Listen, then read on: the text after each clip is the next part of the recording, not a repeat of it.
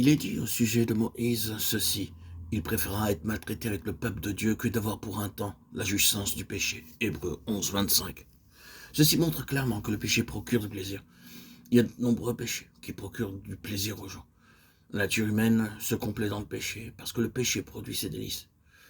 Mais celui qui a vraiment la foi souffrira plutôt la persécution et les reproches que de jouir des délices du péché. Nous devons résister au péché, autrement nous nous jugeons nous-mêmes impropres pour le royaume. Voyons la question de rejeter tout fardeau. Qu'est-ce qu'un fardeau? Un fardeau peut ne pas être un péché, ni nécessairement quelque chose de mauvais, mais à coup sûr, il peut être facilement un obstacle pour nous. Si nous ne rejetons pas le péché, nous serons disqualifiés dans cette course. Cependant, si nous ne mettons pas de côté chaque fardeau, bien que cela ne nous prive pas de courir, cela nous empêchera de courir rapidement. Avez-vous déjà vu quelqu'un courir dans une course avec son manteau de fourrure? Tout ce qui nous empêche de bien courir ou retarde notre progression doit être considéré comme un fardeau. Au XIXe siècle vivait un homme qui fut grandement utilisé par le Seigneur.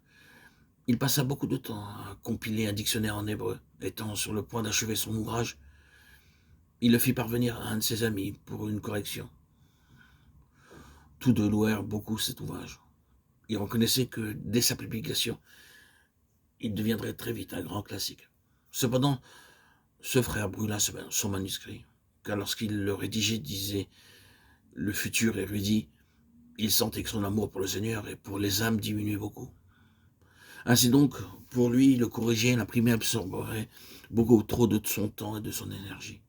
C'est pourquoi, concluait-il, il avait été préférable de le brûler. Le fait de le corriger et plus tard de faire imprimer ce manuscrit n'aurait pas été un péché, cependant pour lui, cela aurait constitué un fardeau très important.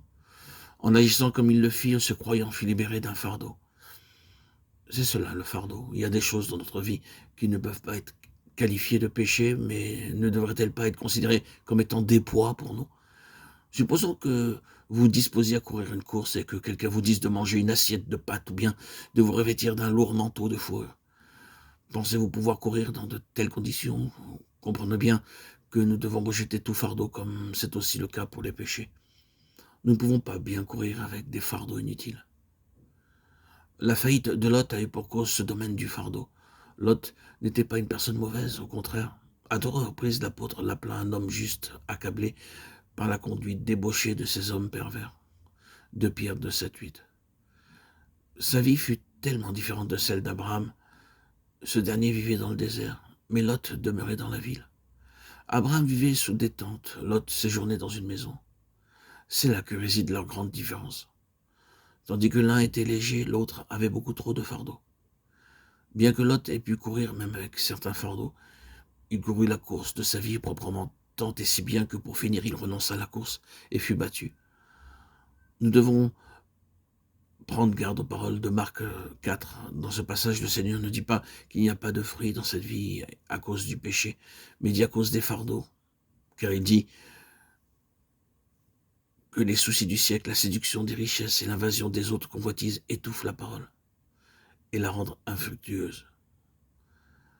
Marc chapitre 4, verset 19.